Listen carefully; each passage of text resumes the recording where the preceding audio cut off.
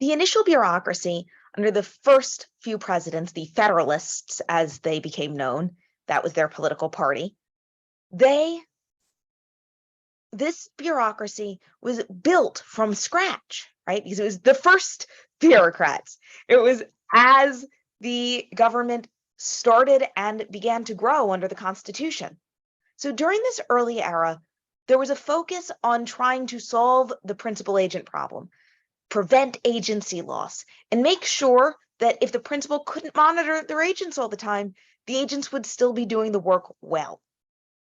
So what they did is they focused on choosing the right people to serve, the people who would serve well, who would carry out the duties of the job effectively and honestly. And this was true all the way down. So right from the cabinet secretaries at the top, the people who report directly to the president and head up those agencies, all the way down through the agency. Because at each level, power is getting delegated down. And we wanted to make sure that at every level, anytime there's a chance for agency loss, we were picking the right people to trust with our power. Now, this was achieved by picking civil servants and giving them quite a bit of job security. In fact, once someone was in a job, they were rarely ever fired, and they could even pass on their job to their son or other male progeny. So if they had a nephew or something. Now, that's kind of crazy, right? We don't think about federal jobs just sort of being private property, but that's how it was. The idea being a father would train their son to do the job properly. And by sort of making it their private property that they could pass on to their son when they retired, there was a good chance that the person was going to do the job well and honestly, because that was a pretty great perk, being able to have it as long as you wanted and pass it along to your kid. Now, this was only one of the incentives for honest administration.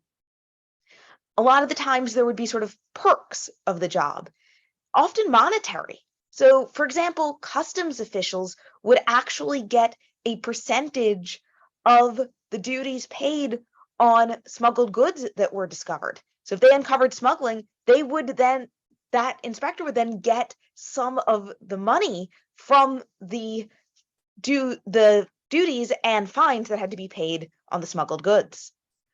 There were also disincentives for dishonest administration. So if that customs inspector decided, you know what, I'd rather just the payment to look the other way, it's sort of instant gratification, maybe they can pay me more, and it's easy.